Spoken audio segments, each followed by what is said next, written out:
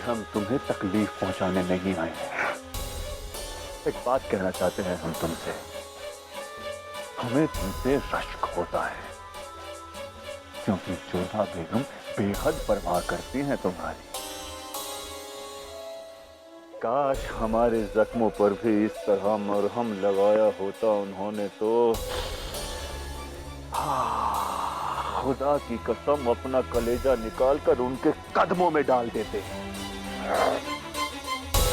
जानते हो कितनी नाइंसाफी हुई है हमारे साथ। जोधा बेगम को पहले देखा हमने, उन्हें चाहा हमने, उन्हें पाने के लिए आमेर पर हमला किया हमने, मगर उनका निकाह हुआ जलाल के साथ। जलाल शहंशाह है, मालिक है, तो उनकी जोधा बेगम के साथ नजदीकी हम बर्दाश्त कर गए, मगर तुम्हारा उन्हें छूना हम बिल्कुल बर्दाश्त नहीं करेंगे, हरगिज़ नहीं।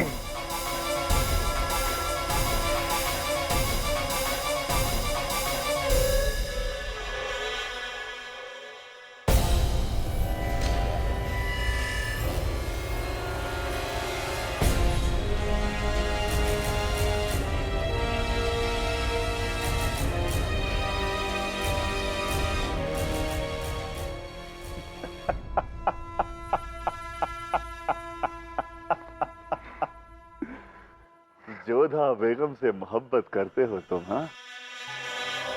जानते हो तुम में और हम में फर्क क्या है? तुम एक दरिंदे हो और हम एक इंसान।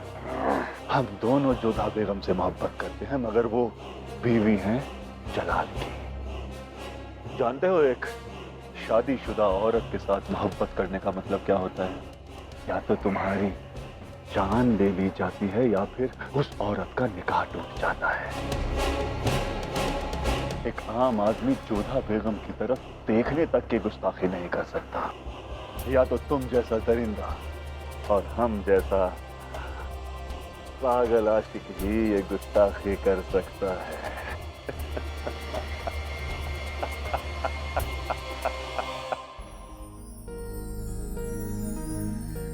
कुछ तो है अतीफा में, कुछ है जो हमें उसकी ओर खींचते जा रहा है।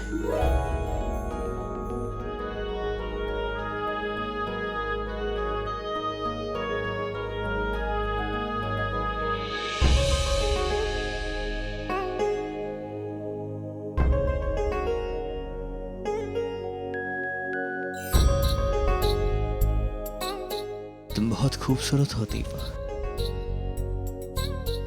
हम नहीं जानते तुम्हें देखने के बाद हमें क्या होता जा रहा है।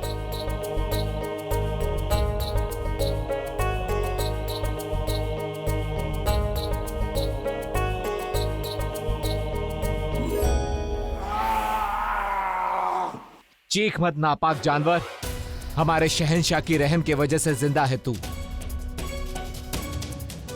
दिल तो करता है ये तलवार तेरे सीने में भोंक दूं।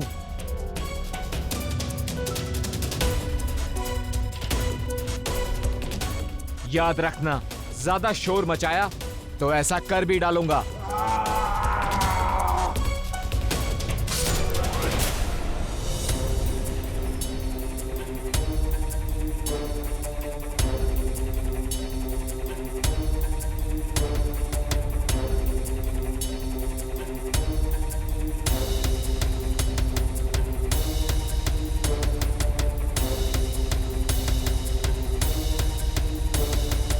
अगर आप बातों पे गौर फरमाएं तो इस बात से कोई शक नहीं है कि ये रिश्ता न सिर्फ आपकी ताकत बढ़ाएगा बल्कि हिंदुस्तान में मुगलों और राजवंशियों के रिश्तों को और भी मजबूत करेगा। हमारी तो दिली तमन्ना है कि अमन और सुकून को हासिल करने के लिए इस तरह के रिश्ते और भी होने चाहिए। और हम आपको एक और बात बताते हैं राजा साहब अजीज, न सिर्फ अदगा साहब के फर्जान हैं, पर चूंकि अदगा साहब हमारे तालिक हैं तो वो एक तरह से हमारे भाईजान हुए। तो आप ये समझिए कि आपकी बेटी की डोली मुगल खानदान में आ रही। हमारी बेटी की डोली आपके महल में आए, ये हमारे और हमारे परिवार के लिए सौभाग्य की बात है। चंपावत राज्य और उसकी प्रजा इस संबंध का हृदय खोलकर स्वागत करती है। बहुत खूब अदगा साहब, मुबारकबाद। आपको भी मुबारक हो हुजूर।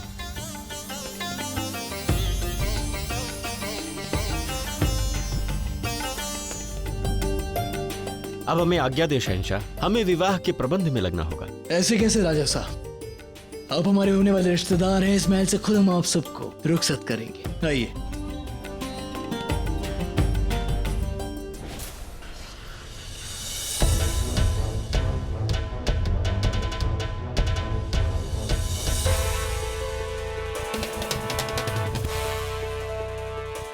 फिक्रमंद होने की जरूरत नहीं है खैबर, मैं आ गया हूं ना। पहचाना अपने उस्ताद को? खैबर, मेरी आमद यहां एक मकसद के तहत हुई है। मैं तुम्हें तुम्हारे अगले शिकार के बारे में बताने हाजिर हुआ हूं। अब तुम्हें जलालुद्दीन मोहम्मद अकबर को नहीं, उसकी बेगम को मारना है, जो मुगलिया सल्तनत को वारिस देने वाली है। और अगर ऐसा नहीं हुआ तो बेगम महाचूचक के इरादे मिट्टी में मिल जाएंगे। सुना तुमने खैबर मैंने क्या कहा? अब तुम्हें मारना है जोधा बेगम को।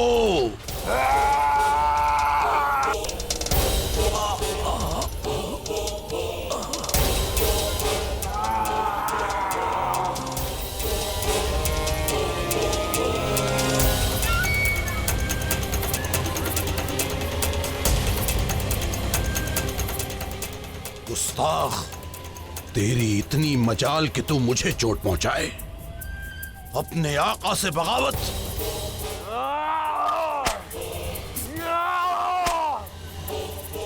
खाना अब तो हमें बता दीजिए, आपकी इतनी प्रसन्नता का कारण क्या है?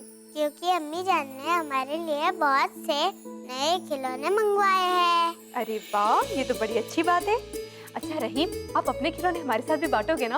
हाँ, क्यों नहीं बांटेंगे, आप तो हमारी छोटी अम्मी जान है। बेगम साहिबा का इकबाल बुलंद हो। सलीमा बेगम ने इस खिलौने वाली को भेजा है।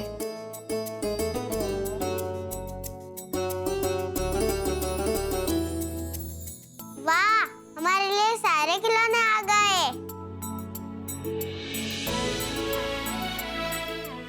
ये देखो देखो देखो खिलौने देखो, ये भी देखो, ये भी देखो। और ये हाथी देखो, इतना भारी है ये। अरे बाप रे, अरे पकड़ो से। अरे ये क्यों? ये तो गिरते से टूट गया।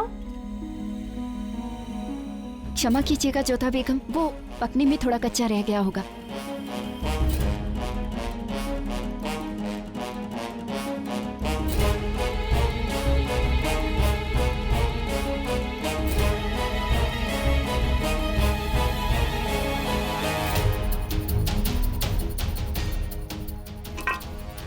ये क्या है? आज्ञा दीजिए रानी साहिबा, प्रणाम।